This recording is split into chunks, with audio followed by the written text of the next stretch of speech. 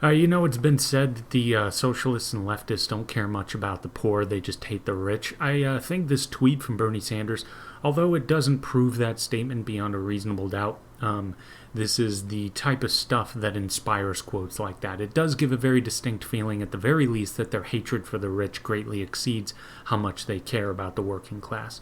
The CEO of Starbucks got $15 million.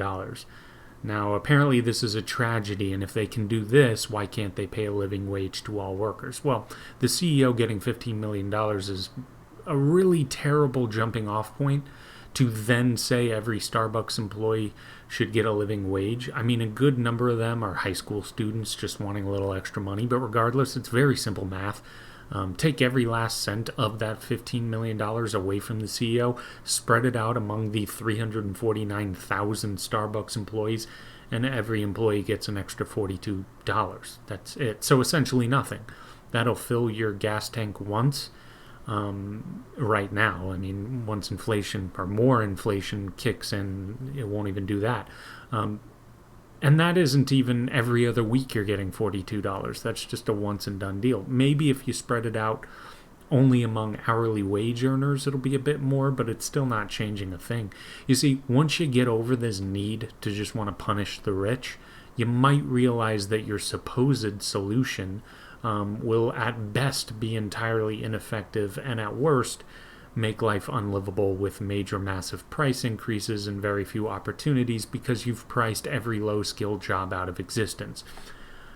So it's just a bit telling to me. This is really simple, and it just goes to show how little these people actually think. They react based on emotion and just hatred for someone who they say has a lot, and that's where the thought process seems to end. And it's too bad, because we've been saying for a long time that the level of inequality in the U.S. is actually a problem, but it's a problem that comes directly from government, with regulatory capture and the policies of the Fed that cause the stock market to balloon out like the bubble that it is, which, by the way, is where most CEOs get most of their money. Their salaries are good, no doubt, but the massive wealth they have mainly comes from money they get when their stock does well for the company that they're a CEO of.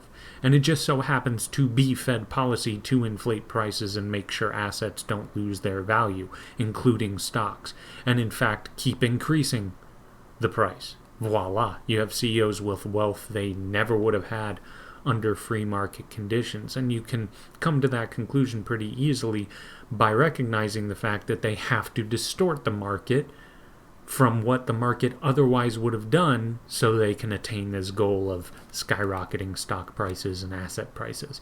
But of course, what do these people say about the Fed? Well, I've never heard anything from them about it, which is pretty revealing. And I also love this top comment here about companies unable to provide a fair living wage, not deserving to exist. For a group of people like leftists that criticize free markets for being too brutal or too dog-eat-dog-ish, this is one weird take. I mean, they're completely wrong about free markets when they say that, because it's mostly about who can provide the best product or service to the most people for the least amount of cost for those people. It's a huge balancing act for the benefit of society. But leaving that aside, for a bunch of people who claim to be so against any sort of dog-eat-dog mentality, this is really odd, because essentially what they're saying is only those businesses who have a healthy enough profit margin should survive.